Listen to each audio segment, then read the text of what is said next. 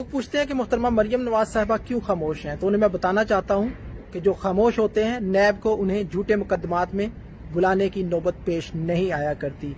जिन्होंने खामोश रहना होता है वो वालिदा को बिस्तरे बरक पर छोड़कर वालिद का हाथ थाम कर जेल जाने के लिए नहीं आया करते। जिन्होंने खामोश रहना होता है वो पेरोल पर वालिदा का जनाजा अटेंड नहीं किया करते। जिन्होंने खामोश रहना होता है वालिद के सामने गिरफ्तारी नहीं दिया करते। जिन्होंने खामोश रहना होता है वो एक बदउनवान जज को यूं बेनकाब नहीं किया करते। जिन्होंने खामोश रहना होता है वो हुकूमत की खुली धांधली को इस तरह बेनकाब नहीं किया करते।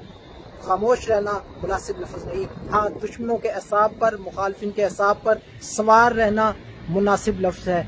ये अच्छी खामोशी है कि आप अमेरिका जाएं तो मरियम नवाज, ये अच्छी खामोशी है। आप टॉक शो में बैठे तो मरियम नवाज, ये अच्छी खामोशी है। आप कैबिनेट के इजलास में बैठे तो मरियम नवाज, ये अच्छी खामोशी है कि जहां जहां मिस्टर न्याजी जाएं उनके दिमाग पे, उनके असाब पे मरियम नवाज चाहिए है। ये खामोशी नहीं, ये फतह है, ये जीत है। और जिस शख्स के घर में खड़ा हूँ कायदे मोहतरम मियां मोहम्मद नवाज शरीफ, अनकरीब उनका जज्बा, उसी हिम्मत, उसी जज्बे, उसी रोशनी के साथ इंशाअल्लाह ताला वो इस कौम को एक राह दिखाएंगे। वो खामोश होने वाले नहीं है, मियां मोहम्मद नवाज शरीफ खामोश होने वाले नहीं है, मरियम नवाज साहबा खामोश होने वाले नहीं है। इंशाअल्लाह वक्त करीब है, आप लोग भी देखेंगे, हम भी देखेंगे कि इंशाअल्लाह ताला ये खामोशी नहीं, ये उनकी जीत है। और ये जीत ही एक दिन इस मुल्क की फतह का मुकद्दर होगी इंशाअल्लाह।